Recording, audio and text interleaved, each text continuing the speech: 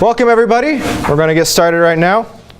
Welcome to the 7th meeting of the Iowa State Game Development Club.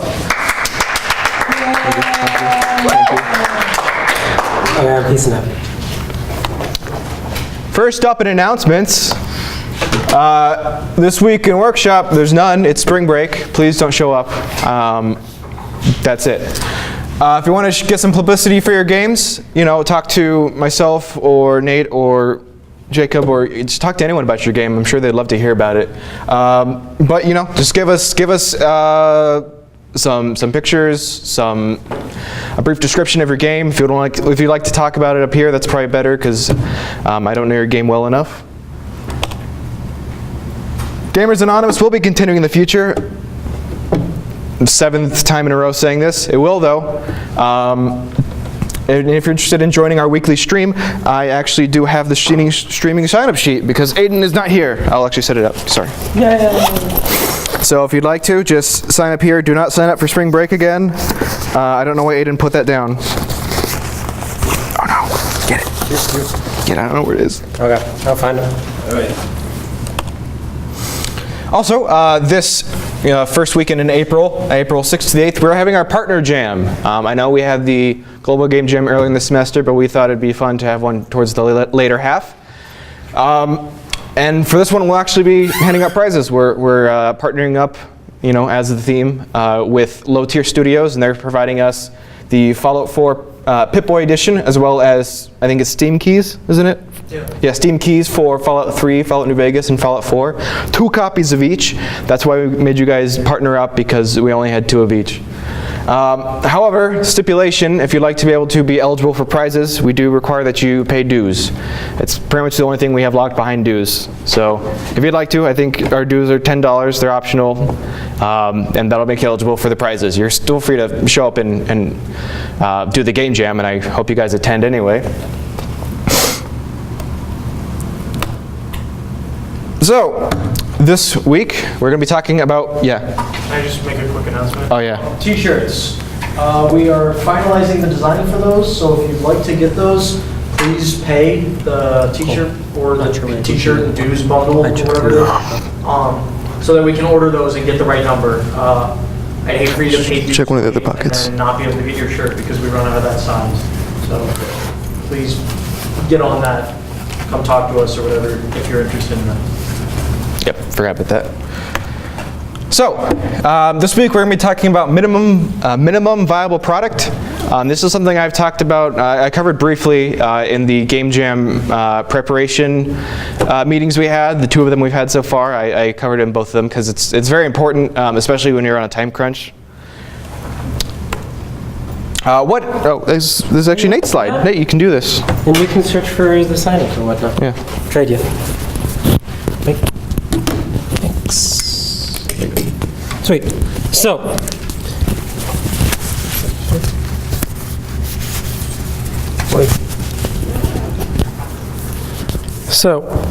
in short, what is minimal viable product? Commonly referred to as MVP. This is the bare minimum of your game to have all your baseline ideas into it. So it has all the core parts are present in your game. It can be played, and others can experience the game. So you're not going through, like as in Unity, when you're working through your game, you'd have to be just pressing play in the Unity aspect.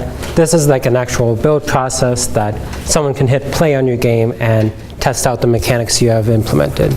So, the core aspects of your game, you found it.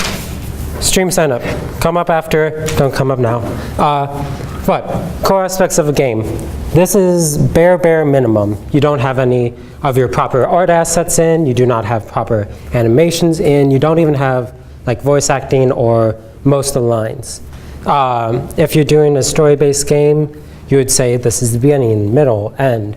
You have things, and you have the ability to put those things in later. The best example that I've heard is a minimal viable product for the basic Mario game. You know, the 2D run along, jump on Goombas, can't go left, you can only go one direction, and hopefully save the princess that's hopefully in the castle you're going to. But the core aspect of that game is jumping. The only thing you need to add is jumping. Platforms come later. Having holes, having enemies, those things can all come later. The real question you can ask is, can you make a game where you can run left and can jump? So, pretty simple. It's the minimal work effort going into a game that provides a viable product. So this can be useful in many ways. It answers these 4 questions. Does this idea work? Is this idea interesting to others? Are you still interested in this idea after creating a working prototype with all your working parts? Are you still interested in it? And can you feasibly do this? Starting from square one with a game idea, you usually have no idea how much work will go into this.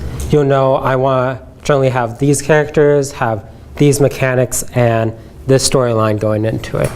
But when it comes down to coding it, creating it in a game engine, and getting the art assets for it, a minimal viable product shows you how much work it takes to go into each individual step. Mechanics, the actual feasibility of it, and the workings of it. So, does your idea work? If you can get to this step, at least some part of your idea has worked. Your idea is playable, other people can experience it, and you have a working version of it. If you set up a MVP, your first minimal viable product, and there's some ladders you have to get over, like Unity Engine doesn't support some of the mechanics you want to do, that's when you realize that this idea might not work with your current situation, and then you go back to your drawing board and figure out what other work I need to do to get this idea to a working state. Is this idea interesting to others? This is less important of a question, but it is still answered by a minimal viable product. You can physically show this off to someone and say, these are the mechanics. Are you interested in knowing how they work, learning more about them, or there's no story in it right now? You're basically telling them there's no story behind it in the game right now, but if there was, would you be more interested in this? And after putting in enough work to get this to show off to someone, are you still interested in the idea? Did your interest in the idea grow as you went along this process, and now you have more ideas to add to it and more places you can go off on? Or was this like a one-time thing that you're kind of constructing in your head? Actually, this kind of came up with the game I made this summer, Clean Stream, that it was a really fun concept, and there is a true mechanic behind it. I won't go into details, but I just wasn't feeling fulfilled with working on this idea. And as soon as I reached this minimal viable product, I knew I could go on with this, but it's not taking my interest anymore like it used to be. So I can leave this on the shelf, I can come back to it at a later point, and there'll be something to work off of, compared to all the other ideas that are in my book of things I could work on. This gives you a nice branching off point. If you choose not to go on this idea and go on to something else, you can always come back to this and have something that, in the working version, that maybe you get a new idea off of. But showing the work that it takes to go into getting it to a point really shows you how much work you have to put in if you want to complete this. So that goes into, can I physically make this game? Granted, if you were to work on a game for 100 years, you could feasibly do anything with a game. There's a lot of solo devs out there which make really amazing games and amazing music to go along with them. But for the time it took you to get to this point, do you still want to put in that amount of time to finish it and to do this idea justice and get it to a finished state that will have your complete story, your complete mechanics? This is just a small step on that process, but it can tell you a lot in what that process will feel like and what rewards you can get in the long run with it. So, I think you have the next slide. That's in this bag. Oh, wow. That's a clip.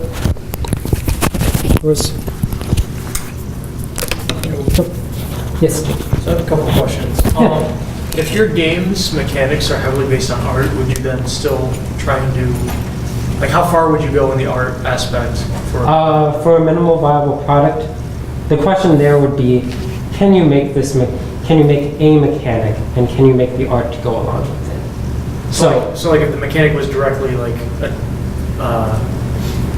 based around the art, like Yeah. just build up the art enough that it's clear, would you say is probably? Yeah, as bare minimum, like, Gray boxing. yeah, gray smudges, whatever basic representation that gets the point across. Yeah, I know, I'm saying like if a mechanic is based on artwork, if you have something that requires a decent amount of artwork, just to show the mechanic correctly, like how far would you go?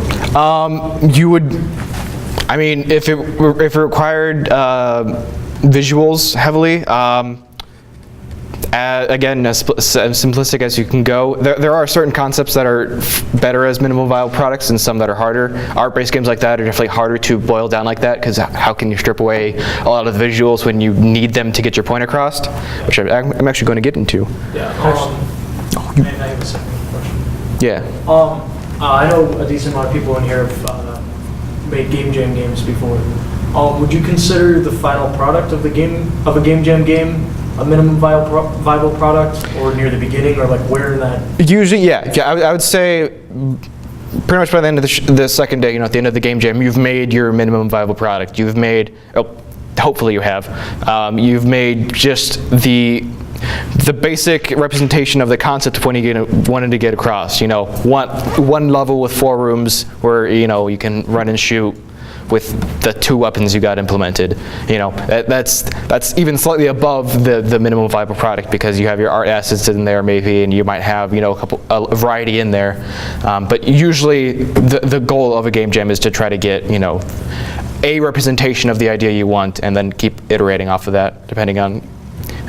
So like if you're making a Game Jam game, you wouldn't like try to work towards making a minimum viable product first. You just sort of that is the whole thing as the MVP. Jam games are abnormal games in that way, Yeah. that you're going from start to finish with one working version. There's little testing that goes into it, but on that scope, what the result of Game Jam would be your minimal viable product. Yeah, Because, yeah. granted, you got it working, but it would show that this is the time that I can put into this piece, and this is the results I get out. Yeah. That's kind of what I've been. Minimal viable product shows you what you can do for your game, for this idea. How far can you get there? And what's the result of that work? Yeah. Getting into what I was going to talk about. Yeah, to just say another way, this is a quote from Extra Credits. They have a video on minimum viable product. I've looked at it dozens of times. On the 3 or 4 times I've talked about minimum viable product in various essays and presentations. So I'd give it a watch. And this is their definition of a minimum viable product. It's the smallest thing that you can possibly make that will still give you useful data once released. A minimum viable product is as literal as it gets. It is your minimum viable product. It's the smallest working concept of the idea you have. It's the whole idea of trying to make this is that you want to make a playable version of your idea as soon as possible, putting in as little as you can while still having it essentially play as the game you intended, not with all the mechanics and all the bells and whistles, but still the baseline of what everything's going to be built off of. It's like the raw form of your game.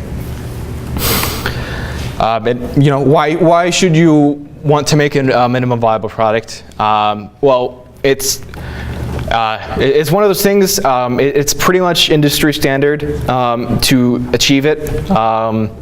Again, if you watch that video, James, the writer for the show, he basically says that, you know, if he gets called by a high-end, you know, multi-million-dollar company asking about their AAA game that has a 3-year development cycle, his first question is, do you have a working build of your game within 3 weeks? Because do you have your minimum viable product out, you know, within weeks of making your idea? Because it's incredibly important, and it's kind of the way that most of the industry today tries to make games, and for a reason. You know, it doesn't matter if you're making the next Fallout, or you're making Chippin 2, or just Chippin. You know, every other developer out there is making sure to create their minimum viable product, or at least ideally they should be, and you know, so should you. It's great for prototyping because your minimum viable product is your prototype. You know, it's the alpha build version 0.1 of your game. It is, you know, it's you walking around a blank room just to feel how walking feels in your game. And applying the process of analyzing your minimum viable product and applying it to each iteration of that afterwards, you know, that's the key to reducing scope creep, and you know, assures that your game is playable at every step of your development cycle. There's never a point where you are building upon an unfinished or untested build of your game. Everything is working because you've tested it every step of the way. It gives real feedback on the concepts you've implemented. Sitting in front of your game, actually, you know, having the controller or mouse and keyboard in your hand and interacting with the idea that you had, that's the most useful tool that you can have as a developer.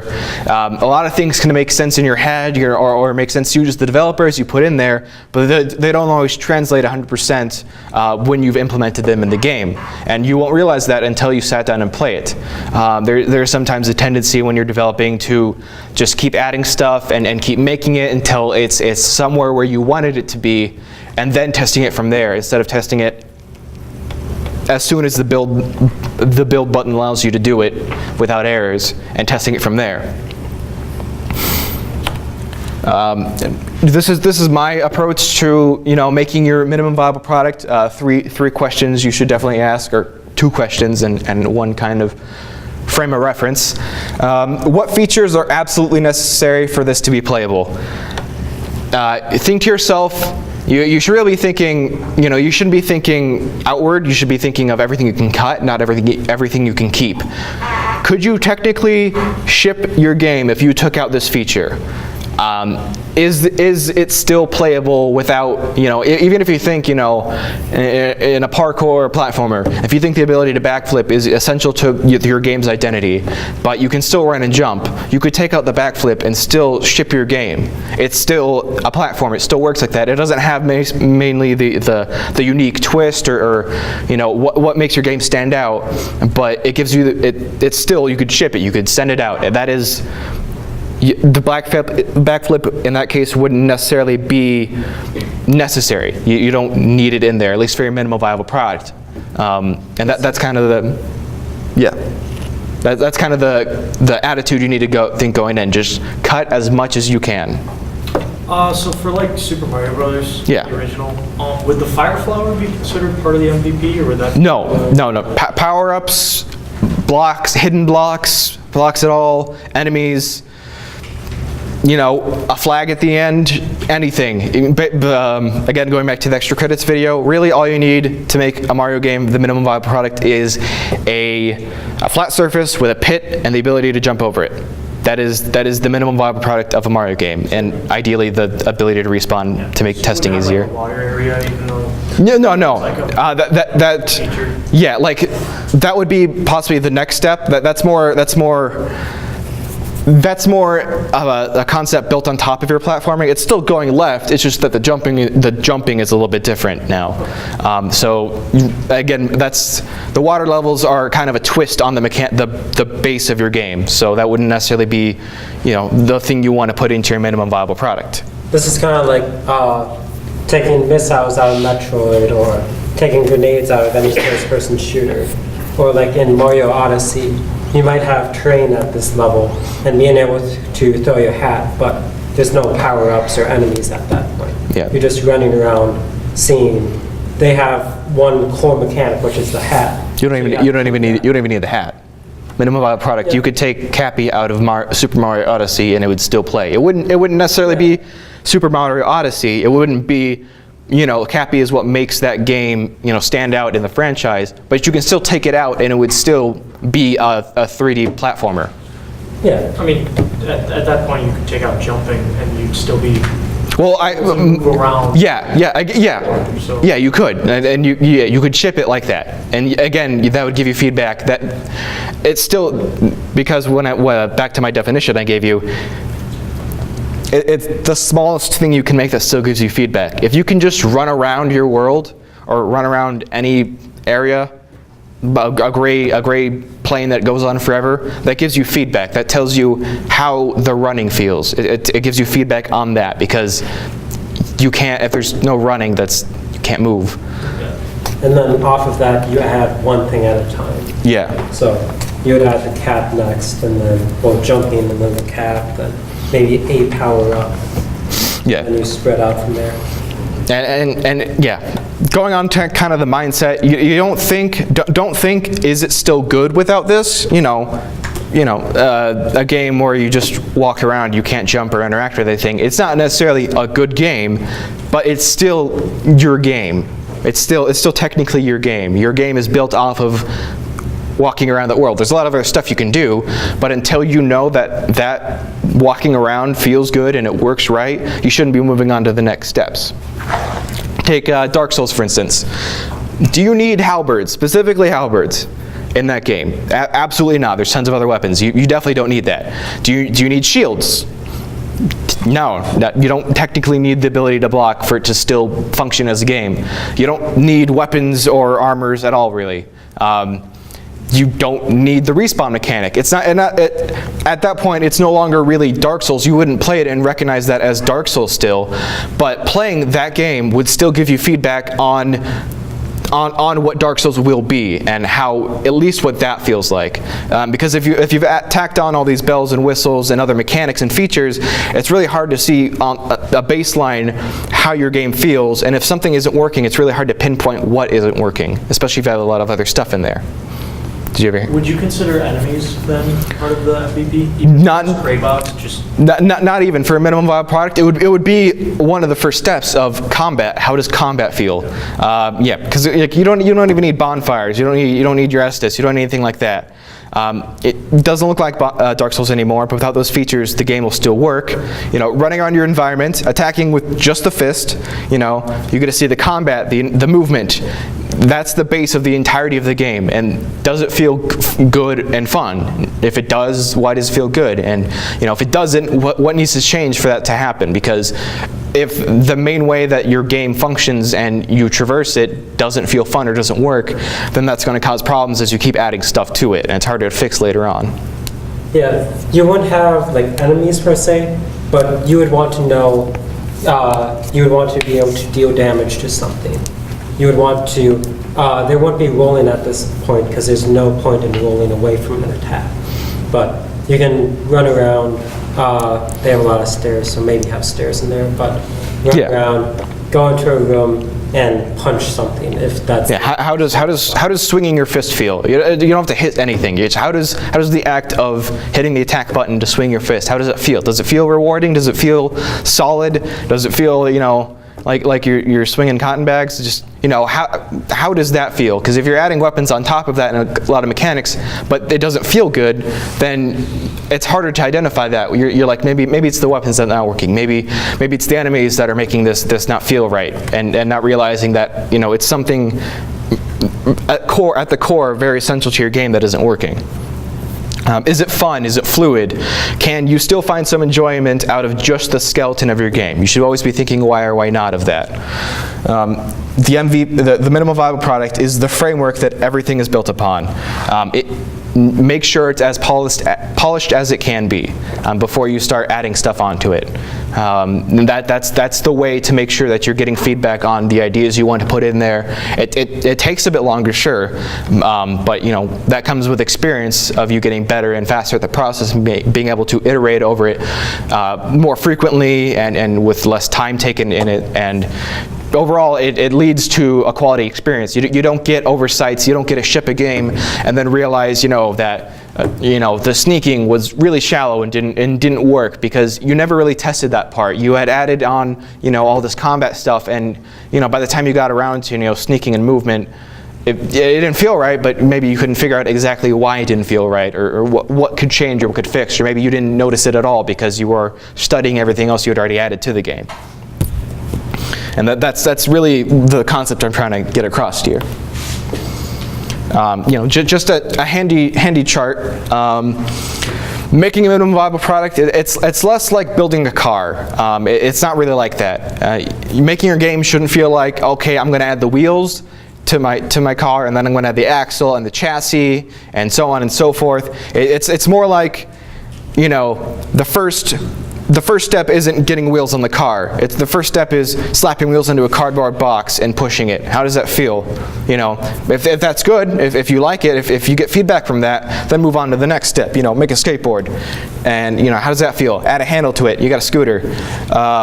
Okay, make the wheels bigger. You want to pedal it yourself. You don't want to have to push off the ground. All right, now you don't want to work at all. You make a motorcycle, and then, you know, you get a car, and you've checked and rechecked how it feels and how the feedback you get every step of the way. So yeah, it's less like building each piece into it, and more like evolving into your idea. And now we got into that. First, any questions just to clarify on certain edge cases or specific instances that you might be unclear on of how to make a minimum viable product, or what might be or not be necessary? Because if not, this activity should help. So we're gonna do the reverse of a minimum viable product. We're gonna take a full game and you know, it's in its finished state, and we're gonna say everything we could possibly take out of this game for it to still function. What was the minimum viable product of this game? What did they make for their minimum viable product? So, you know, for instance, Mario Kart. We're gonna give this to them, or? Yeah, just opening up the floor. What could you take out of Mario Kart that you don't need? Just, yeah, items. You definitely, yeah, you don't need items. It's still a functioning racing game without the ability to throw shells and bananas and stuff like that. What else? What are the mechanics? Like jump, the ability to jump and like ramps and whatnot. Yeah. You don't need that maneuverability. If you're on a flat surface the entire time on that track, that's still a racing game at its core. Different tracks. Yeah, you don't need. You can take Babyland, just, you know, a track, the basis of a track, a rectangle with rounded edges, and that is a track. That's really all you need. You could replace Mario with Ray Blockman. Yeah, nice. It's Pillman. Just a nice. Pillman. Yeah. Yeah, Capsule Man. Yeah, Capsule Man. Yeah, you don't need art assets. You don't need like a functioning animated cart. You can just have a box that moves. You know, it won't.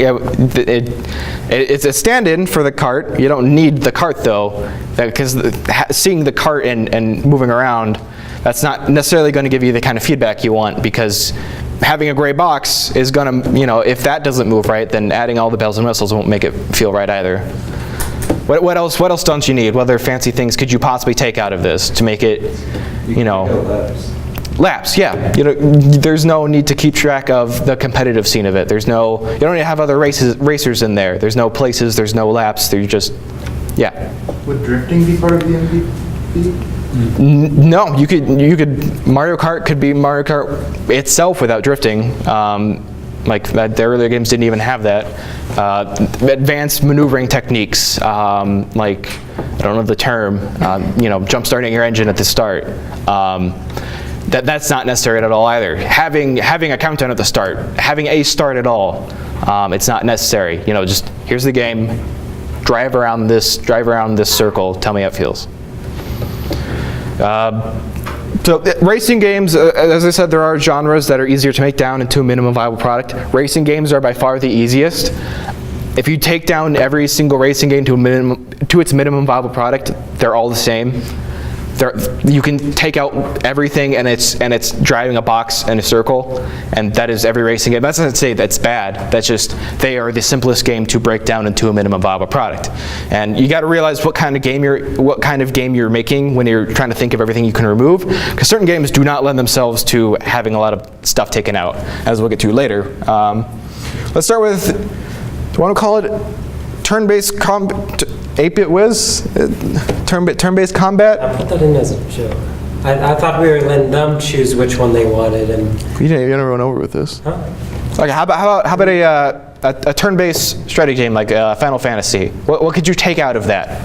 Visually, mechanically, what could you take out of that? Classes, yeah. Everyone is the same thing with the same abilities. You know, same generic model even. No. Yes, would you remove the weapons then as well? Yeah. Don't need. Go into baby Jake. You don't need what? Don't need a story. Yeah. Don't need story. You don't need an overworld. You don't need. You don't need questing. You don't need a reason to do anything. Really, you could probably just have the battle screen. Really. Would a minimum viable product of a game like that basically just be menu navigation? Pretty much. Yeah. How does Animations or anything, you just need to see their health. Well, is it menus the game though? Yeah, that's pretty much what turn-based combat boils down to. There are some that it's like continuous. Say instead of the very strict, distinct turn-based combat, it's more fluid. Maybe they have a turn counter instead. You would start out with menu navigation, and then the next thing would be to add is okay, instead of everything goes statically, everything has a cooldown, like some of the later games have done. Would Magic be MVP or not? Magic, don't even need it. Okay. Menu, it's basically, a turn-based strategy game like that boiled down to its base component is a menu navigation.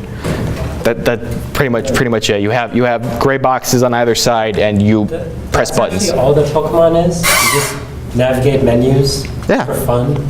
And they do stuff. Do stuff. I feel like Magic might sort of be included in there if you're having a mana system to cast Magic. Yeah. It might be worth having that as like a resource to use stronger abilities. They don't have to be labeled as Magic, but like you should be able to use a strong attack that uses resource. And that would be like a step in the prototype. But as far as the minimum, you could take all mana out of Final Fantasy. Like, even if you just took out just that, you can still ship the game. People might not like it as much, but you don't strictly need it. Have a core resource that things cost, like Mana. if things have a cost to them, and that's the main reason why you choose one over another, have a cost mechanic, like your total bank of mana. Yeah, like if you have stronger attacks that use mana, you should probably have it. Eventually, yeah. But as far as like menu navigation should feel good first before your mana system does. Well, I mean, but MVP is supposed to be like the essence of your game, like the core of it. And if that's a core feature, it should be in there. But that's not like your minimum viable product is step one. Your very first like alpha build. All of your mechanics are not in there. Like, when I said the Dark Souls, I took out respawn mechanics and bonfires entirely. I took out those mechanics, but so it's not 100% of the game, but it's everything the game essentially needs. That is its basic resources. That is its food, water, and shelter that the game needs to live. Is the way to approach it. And it shouldn't take a long time to get to that spot. It should be like you should just go train full speed straight to minimum viable product as soon as you can, and then iterate off of that, because that's really the baseline. It shouldn't take a long time to have the core concept of your game down, because then will give you feedback on just the bare bones of your game, and then you add one thing in. You might add the mana system in. How does using mana feel? How does that concept work? How does the strategy behind it work? How does it feel? And then adding slowly stuff upon that, and iterating the process as much as you did with the minimum viable product. Now just building one step closer. What's the next minimum? What's the next minimum viable product? What's n plus 1 of this idea? This last one might be a little tough, and I put in there for a reason. What could you take out of a fighting game like Super Smash Brothers? Different characters? Yeah, you could take out all the characters. What else? Every ability except for basic hit, jump, and move. What do you even need? Hit? It's a fighting game, I would assume so. You'd want to have kind of each. Yeah. You want to be able Get a to feel show. for a fighting game if you can just move. You Yeah. want to be able to show that side B was registered different than just B. Not even that. It's just B. Button to attack. How did that feel? All right. Now I can add directional commands. I think these are not Super Smash Brothers. How about Street Fighter? What would you take out of Street Fighter? Your classic 2-man side view fighter. Combo? Yeah, you could take out combo system. What else? You probably want like knockback, like a hit at least one. Do you though? I mean, you need to be able to figure out. Could you ship it without knockback? Well, that's a huge part of how an attack feels. Like, if an attack doesn't have any effect noticeable, then that won't give you feedback, at least on the attack. Yeah. I'm not saying you're wrong. Like that is the part of like fighting games. After point and click adventure games, fighting games are by far the hardest thing to make a minimum viable product on, because it's really hard of what do I not need in this fighting game, because the mechanics are so complex and so layered on top of each other. It's really hard of what's the baseline of this where I can still get feedback, because there's so many different parts working in there. It's not really a fighting game at all until you get the fight in there, and that's pretty complex on its own. Also, minimal viable product is pretty objective as to when you reach it. Yeah. The key for is that you assign yourself, this is the minimal viable product that I want to work towards. They might have more mechanics than someone else might say would be an MVP, but this is what I'm going to try towards, and once I get there, I'm going to know whether or not I can. Yeah, and it's not like you're stopping at that point. That is, okay, got that. Now what?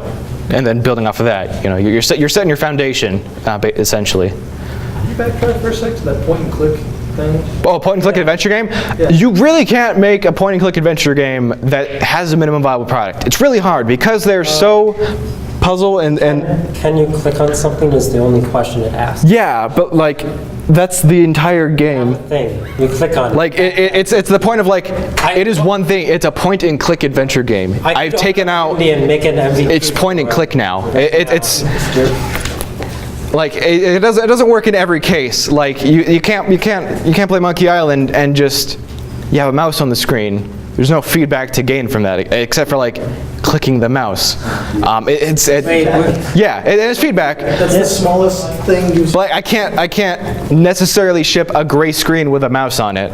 or a black screen or something. You Could. Yeah. If your game was I not might- clicking, you could. Yeah, I might want to click. I want to. If you could ship a fighting game with no fighting, you could ship a point-and-click adventure game with just clicking. Yeah. I guess after that, it would be like, okay, I've got a gray screen of the clicker, now what?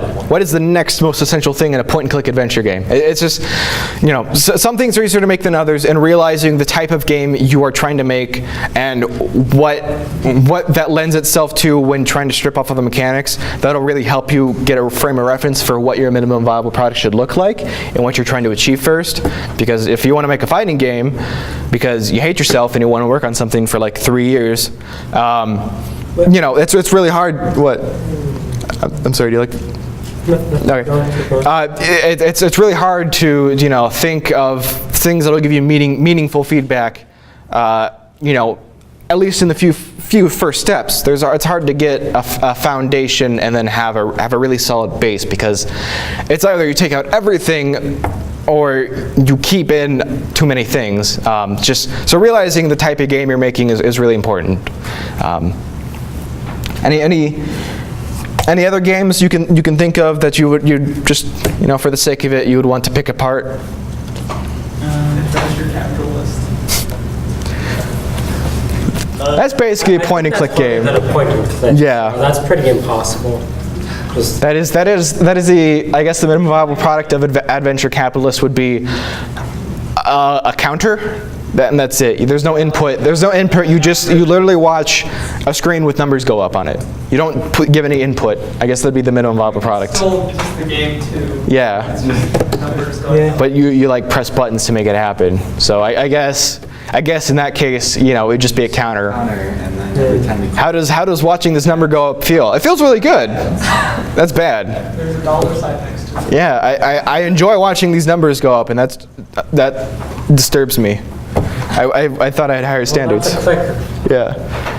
Well, Adventure Capitalist is a passive, you know, watch your money go Starts up. with a clicker. I guess so somewhere, I guess. I'm trying to think of other examples, some easy stuff. We had Tetris on here, but Tetris is the epitome of this is the minimum viable product and we shipped it. You could take out the score system and the ability for rows to disappear, but that's pretty much it. Like Tetris is like, that's as basic as you get. You could take out gravity. You have to click it down.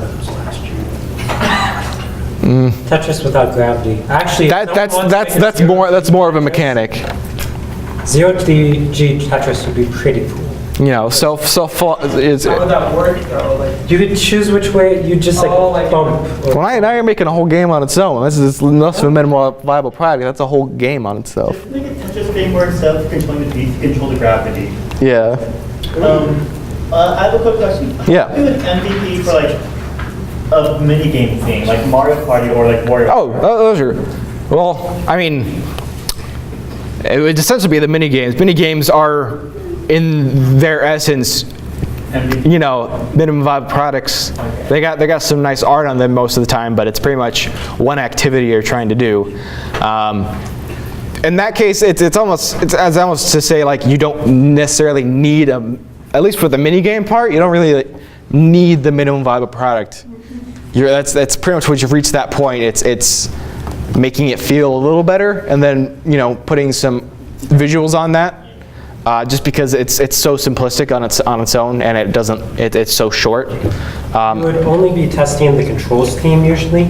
Yeah. Because most of them have slightly different control schemes, but that'd be the only thing that's viable for your product. Yeah. what about like card games? That's up there on the difficulty scale. Trading card games, games with a lot of strategy in them. It's hard to do just because the mechanics are so ingrained throughout the game. It's hard to take something out of it. I guess, you know, if I had like Hearthstone, I could take out mana costs. I could take out hand size. I could take out, you know, enemy types, card types. Heroes, I could take out. There are things you can take out, and eventually you just have how does putting cards on a table feel at that point, and then, you know, how does putting cards on a table that, you know, can affect each other feel. So card games, depending on the mechanics of them, they can either be really easy or really hard, especially if it's a game. If it's a game that's not technically a card game, it's something you interact with as a card game. Say like there's some mobile games that you interact with like on a card-based system, kind of. Clash Royale is one where you know it's not technically a card game.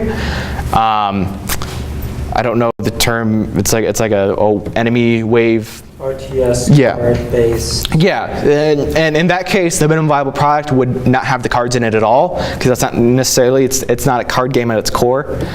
It's a little more difficult, just especially because stuff like card games and card mechanics can be implemented into other ideas and can be a mechanic in a larger game.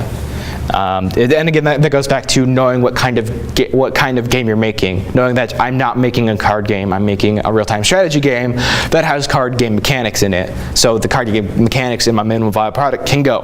All I need is, you know, the MVP, minimum viable product of the RTS part of it, really. And then I can start with the cards. The MVP wouldn't have like the unique feature that kind of defines the game. Yeah, that would. Everyone's minimum viable product in a certain genre more or less kind of looks the same, especially if it's a well-defined genre, like a Metroidvania. All Metroidvania, what? That's a very poorly defined genre. You've given worse examples, all right? I want to hear it from I you. know I've given worse examples, but then All right, like I think it's more like a platform. Like racing games, I gave that one before, racing games. All minimum viable products for racing games are a box that goes in a circle. So they're not all unique in that stage, but they all give feedback, especially if the way they go in the circle is different. You know, drag and friction and weight. Those all factor into making the games feel distinct and different, and so they're all essentially boxes going in circles, but they all slightly different ways of boxes going in circles. So it's like how realistic the driving would be, or like. Not even that. That could be your end goal. Just how does it feel in general? Does it feel realistic? That's your goal. If it does, then that's good. That's what the feedback you're trying to get is how does the driving feel, and then it feels like this. Does that feel realistic? Yeah, cool. So you're talking a lot about like this one's harder than this one, which is harder Yeah. than this one. What would be the simplest MVP in your mind for a game? What type of game would have the simplest? Racing game, by far. Racing game, boxes and circles. After that, color matching puzzle games are really easy because the minimum viable product is a color a grid with colored dots in it that you match. And what was after that? I think 2D platformers, I think. No, those would be these, and then RTS, fighting games, point-and-click adventure games. Those are the hardest to break down into minimum viable products. And again, if you guys go to Extra Credits, if you don't watch them at all, you definitely watch them, just in general. But you know, to introduce yourself or to refresh yourself if you've already seen it, watch their. I think it was during their like series of videos about making your first game, and it's just called Minimum Viable Product. How do you make it? How do you approach it? I took a lot of my ideas from there because I've watched it so many times. It's just kind of ingrained in me of what to do, and that'll give you really good feedback, especially you know more in depth on ranking certain games, on how easy they are to make into minimum viable products, and how hard they may be, and what really the mindset you need to go into. It's a nice way of I'm going to make a game. I have this idea. Let me watch this video to refresh myself on the state of mind I need to have, because I know you're not going to go and like watch the YouTube video of this for a refresher, because it would take an hour. No one wants to do that. But that was pretty good. Actually went better than I thought. In conclusion, let's repeat the last hour in 2 minutes. Nate? Yeah. Like, oh. No, it's good. Alright. So, minimum viable product tells you, is it feasible? Am I still interested in it? And what should I work on next? I didn't know your stuff, so I didn't put it up there. But to get you an MVP, you break it down to just gray boxes and user input, and then you see how well that user input affects the game. That's what I got from yours. It's just how everything that I can take out that'll still give me feedback to get to the next step of my game, and then getting feedback on that to get to the next step in my game and so on and so forth until you've made your game in full. That's industry standard really, and something you should really take to heart and practice when you are making games. With that being said, you can say this one. What? Did you take out? You took out my end slide. What? You took out my end slide. Someone told me that I should, so. How dare you? I had an end slide here. Go forth, make games, and be awesome. I'm betrayed.